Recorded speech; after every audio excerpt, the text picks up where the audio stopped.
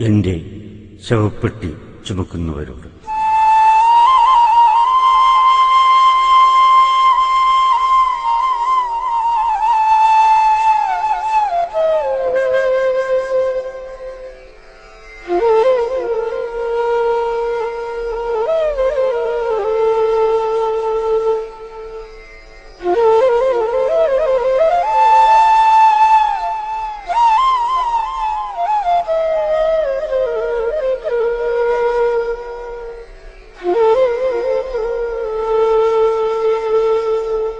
എന്റെ ശവപ്പെട്ടി ചുമക്കുന്നവരോട് വസ്യത്തിലില്ലാത്ത ഒരു രഹസ്യം പറയാനുണ്ട്.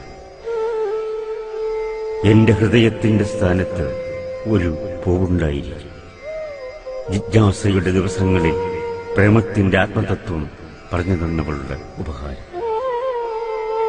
മണ്ണ് മൂടുന്നതിന് മുമ്പ് ഹൃദയത്തിൽ നിന്ന് ആ പൂവ് പറിക്കണം.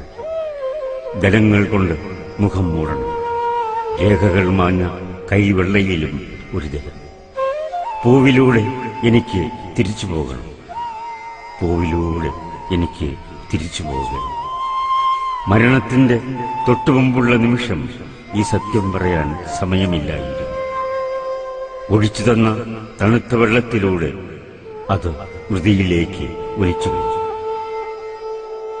ഇല്ലെങ്കിൽ ഈ ശവപ്പെട്ടി മൂടാതെ പോകും. ഇല്ലെങ്കിൽ ഈ ശവപ്പെട്ടി മൂടാതെ പോകും. ഇനി എന്റെ ചങ്ങാതികൾ മരിച്ചവരാണല്ലോ.